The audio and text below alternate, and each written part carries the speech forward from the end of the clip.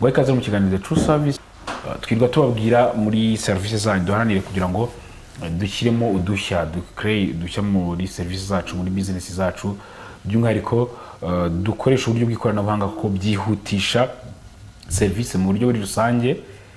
kandi kibanze nyine iyo service yihuse ni imwe mu ntambwe zigize service inoze. Ikindi nyaboneka duharanira kumva neza abaje batugana bitewe na service nyine batwifuzaho, nayo ni intambwe igufasha kugira ngo bigende neza ko iyo wumvisha umuntu birakorohera gushyira mu bikorwa icyifuzo cyiwe. Turanire kugira ngo rero muri service zacu muri business zacu kugira ngo turusheho gutega amatwi neza abaje batugana, ni intambwe ya mbere ituma service igenda neza. Ikindi urubyiruko turi benshi mu biganje muri service, twifuza kubaka u Rwanda nk'igicumbi cya service inoze kugira ngo ibyo bigerweho, nuko nitwe dufite amaboko menshi cyangwa uruhare runini kugira ngo ibyo bizagerweho. Mu kazi rero kacu ka buri munsi twakitwaye gute kugira ngo ibyo ngibyo bigerweho? Biduhuza n'ansanganyamatsiko tugiye kugarukaho, tugiye kureba se service inoze mu rubyiruko rwikorera bisobanuye iki, bagakoze iki nyine kugira ngo ahazaza ya service tuvuga inoze bizagerweho. Igicumbi cya service inoze kugira ngo kizagerweho twakitwaye gute mu buryo buri rusange, ibyo ngibyo turaza tugenda tugarukaho muri kino kiganiro. Aho nagiye nyine muri kano kanya nkaba ndi kumwe na bene Rusagara Samuel, akaba ari umuyobozi w'ikigo cyitwa Afri Innovators Group Limited, bakaba nyine bafite ibijyanye n'ikoranabuhanga ariko by'umwihariko nyine ni n'urubyiruko rufasha nyine abafite ama business kugira ngo za service zije kwihuta muri rusange. Tubaye ikaze mu kiganiro cyacu The True Service Samuel. Murakoze cyane. Yes. Igira ngo dufashije muri ko tuninjira bisanganyamatsiko mu buryo burambuye muri iki kigo cyanyu service dusangamo nk'abaturarwanda, nizikora n'umuntu ushaka kuba adukurikira ubwa mbere wumvisha abasha gusobanukirwa cyangwa irasanzwe abaze katazi azed izo service. Afri Innovators Group Limited izina rye ni bene Gusenga Samuel. Bene Gusenga Samuel. So mpagarariye ikigo cya Afri Innovators Group Limited, ni ikigo dufite mission yo gufasha business ntoya niziri kuzamuka ziri muri medium byaza umusaruro wa internet. Niho dufitemo web design, kubakira abantu ba website. Cya kabiri tukagiramo digital marketing, kwamamaza kuri internet. Tukagiramo na hosting and domain name, kwafata bya bintu kwa hosting ibintu bya kuri internet, zira website zubatswe. Ngiye mbyikoreye cyangwa ari ngiye byikoreye cyangwa ari ari byikoreye ko ushaka kubiza tukabiguhostingira, cyangwa nawe ubwawe wabyikoreye twabigushyiriraho. Ntabwo ariko twenyine, ntabwo ibyo twe twawukoreye gusa. Iyo ni service inakenewe cyane ubu ngubu ku isoko. Tukanagira noneho ubu ngubu turafite cyo kwita AI education, turimo turigisha abantu ku ubumenyi ku bijyanye na artificial intelligence, kuzibyaza umusaruro mu buryo buri basic. Aho nyine nagira ngo tunarebeho cyane. Hari umuntu turi kuganira mbwa ati mbere nk'umuntu wakoresheje AI bwa mbere cyangwa tutarayimenya, hari byinshi ashobora kuba yaratubeshye, kuko ubona uyu munsi none ibyo gukora ukumva nyine utabizi wabyemera ko ari byo. Dufashe kuri iki ngiki mu buryo wenda murikeneye, turi kuvuga urubyiruko ariko nawe wundi wese ushobora kuba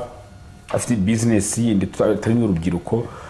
ibi ngibi byamufasha kimwe ry'iterambere rya business icyo ni kimwe. Ikindi mu kwihutisha iyo tuvuze service ko service inoze,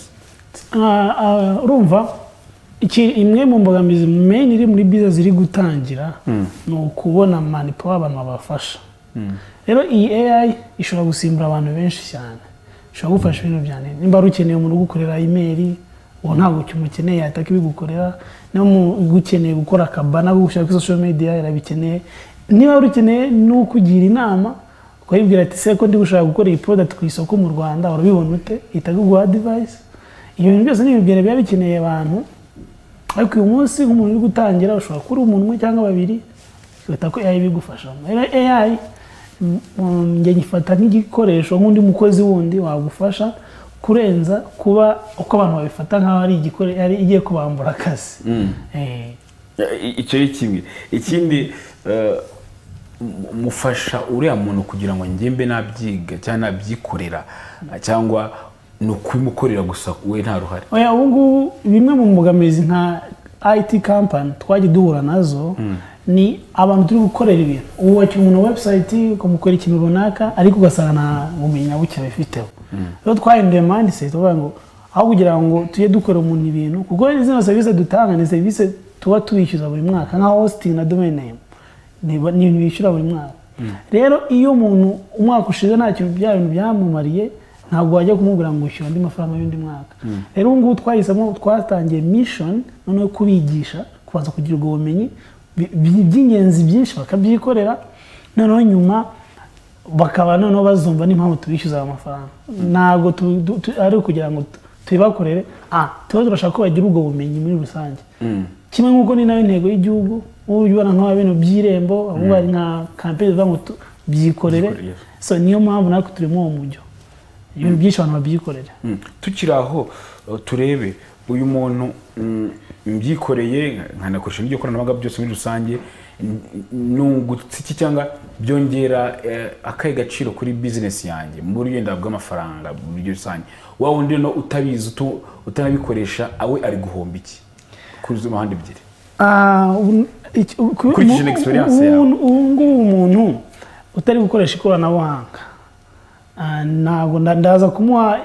ni ndagura ariko ngendera kuri ibiri ku isoko. Ni imyaka 2. Bano bantu bose uri kubona umuntu nimba ngiye nkoresha Facebook, ufite website, ndi kuri Google, ufite internet, mba mfite impamvu mu ibintu byinshi uyu munsi sometimes ujya ku isoko ugasanga biri guhenda, usanga umuntu w'icya gicuruzwa yongeyeho office,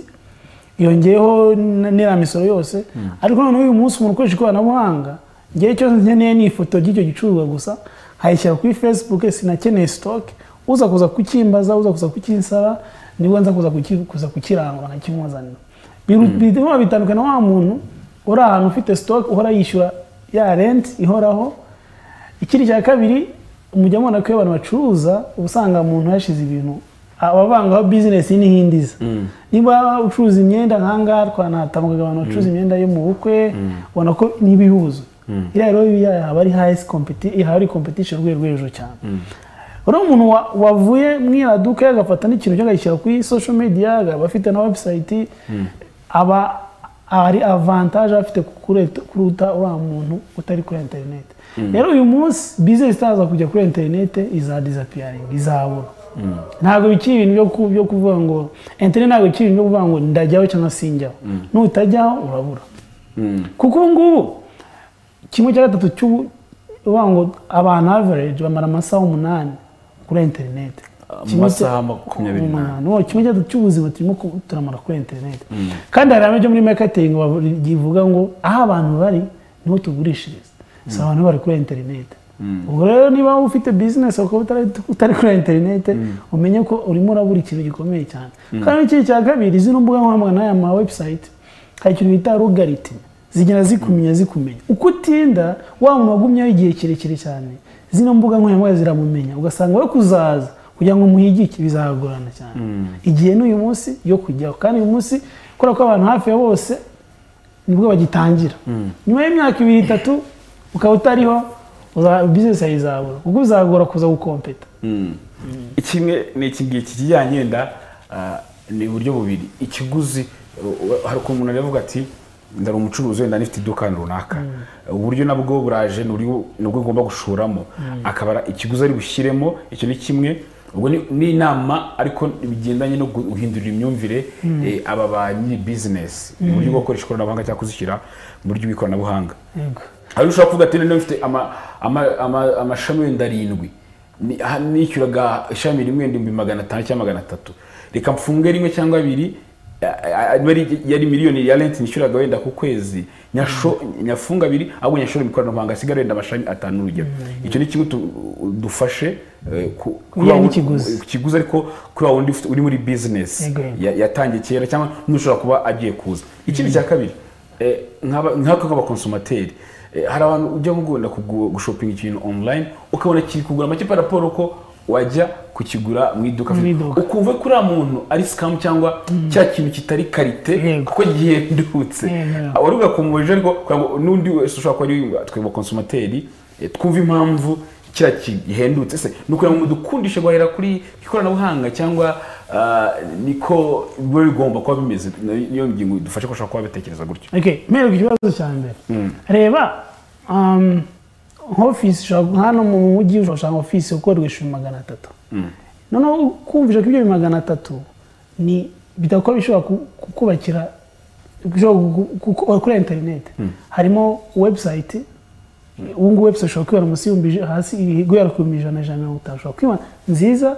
habasire kimwe cya kabiri ibyo 150 ushobora kubyamamarisha hafi amezi 5 yego kuko uyu munsi Facebook ushobora guhera ku 3,000 ikaba yakugera ku bakiri 10,000 mu buryo bwita ku boosting icyo gihe bivuze ngo ngiye niba nshobora gushora 10,000 nkabona abakiriye 5 n'urugero bitandukanye wa muntu uzaguza gutanga 300 kuri office agategereza ko abakiriye bazaza ubwo ni ukuvuga ngo ikiguzi cyo kuri internet n'ikiguzi cyo kuri cyabona uburyo busanzwe wakoreshaga cyo bita traditional marketing birahabanye cyane nta nane bihuriye ngo uyu munsi buri muntu wese afite ubushobozi bwo kuba yagira ute yakora kuri internet nkubwira ko guhera ku 5,000 wakamamaza ikindi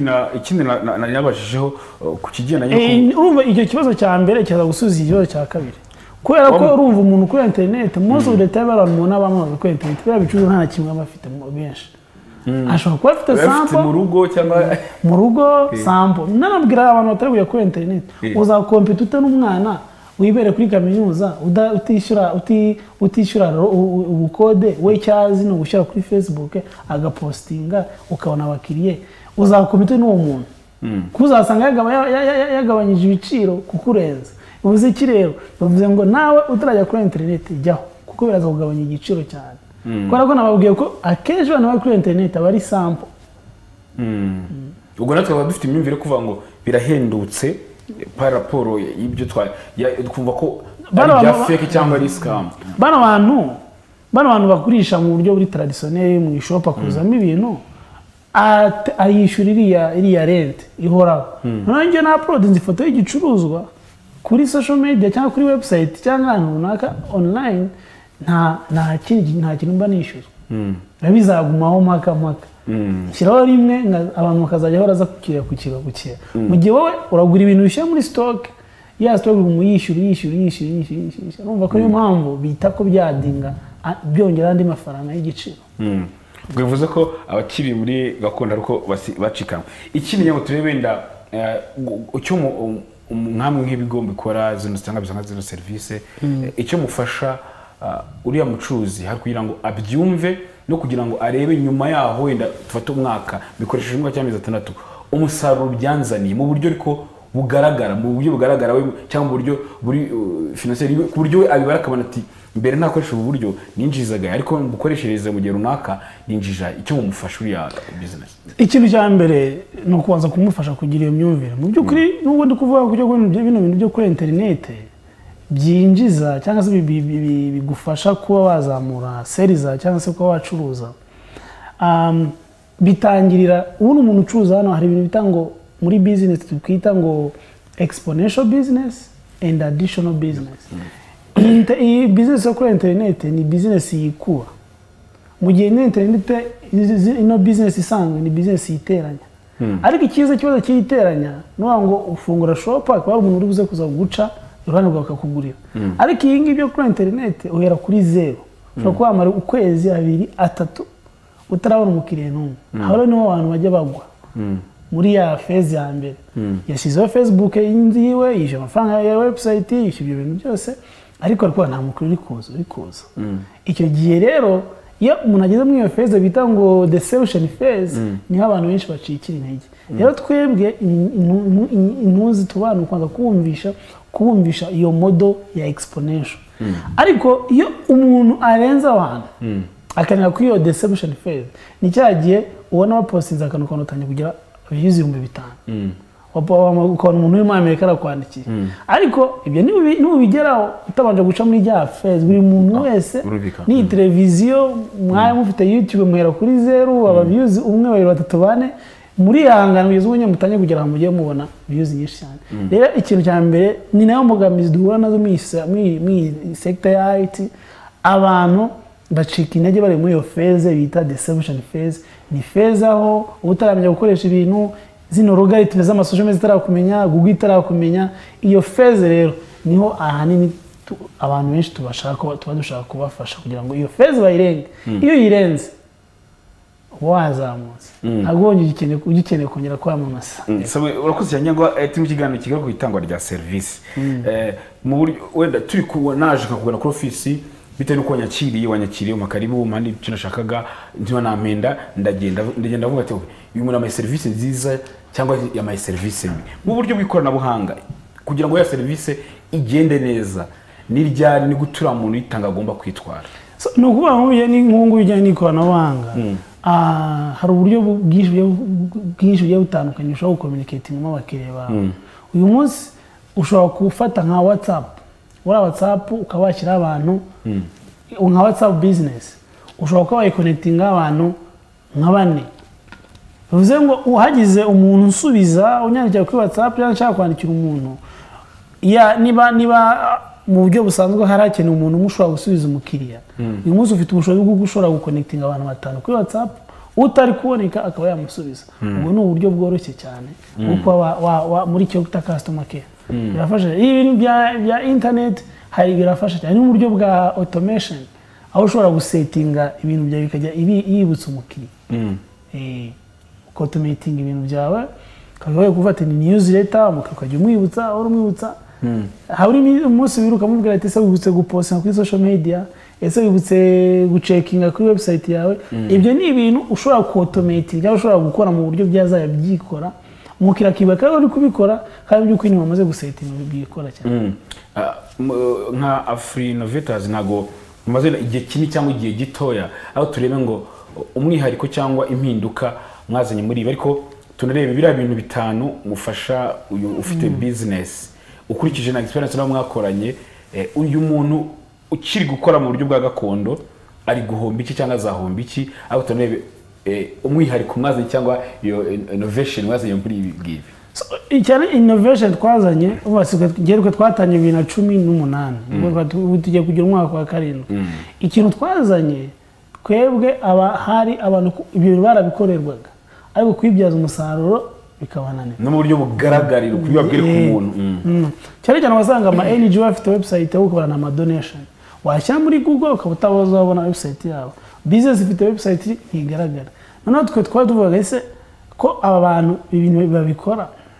ni gute babibyaza umusaruro urandi kintu kwe ihana turi kwibanda ngo ya website ufite uyibyaza umusaruro website ufite ese iri updated ya website ufite ese umuntu agiye muri Google arakubona hano hatakwaza muri services zikurikiramo twebwe turimo turibanda ku kubyaza umusaruro bya bintu aida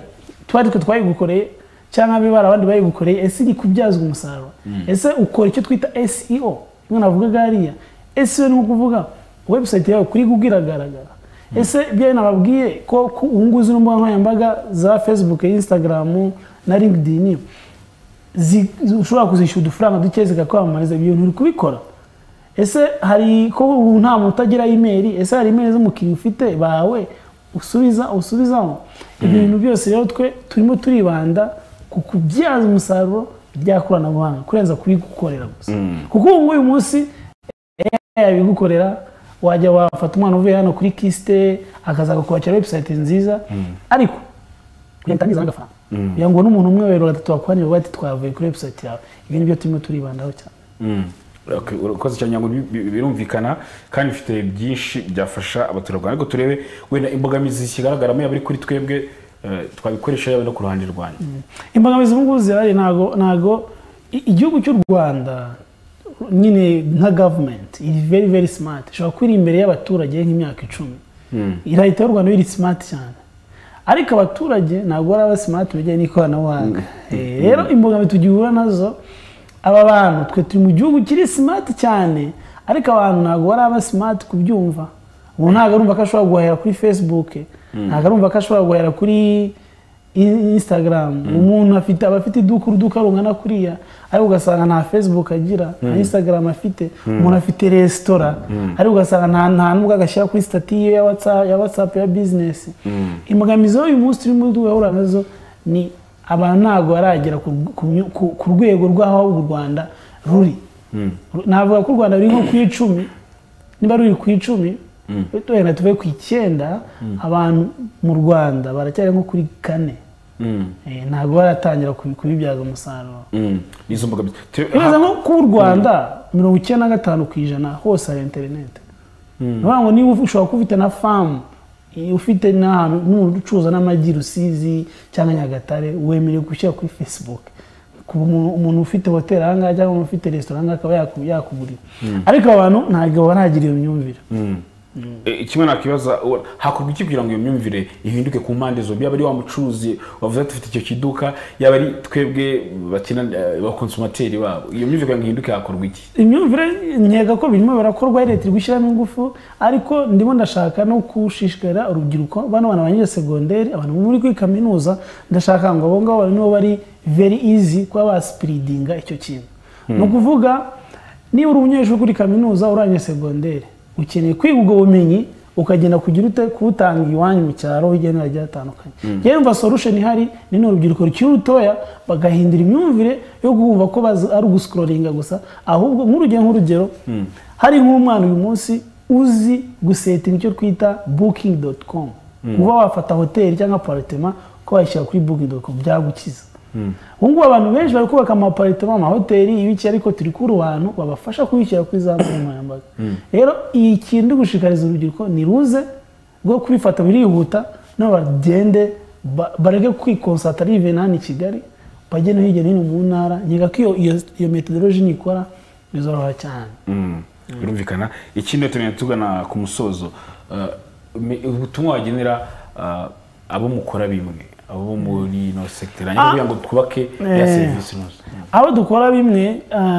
pe nanjye ngitangira 2017 nari money focus azanga kubaka website ariko naje guhindura mindset abo abantu dukora bino bintu barimo barabibyaza umusaruro kuko demo babibyaza umusaruro nibura ngo tuzabona amafaranga nabo barabikunda icyo mbashishikariza ni mwigishe abakiri babagana kwibyaza umusaruro kuko umuntu yumva website yakakaza akaguha amafaranga kumva ko uri buze gucya ayoragura amafaranga rero umuntu mwigishe ko ari phase agomba gucamo gira ya distribution phase ko ari bisaba igihe internet ni passive income ariko passive income ibanzizwa n'amajoro menshi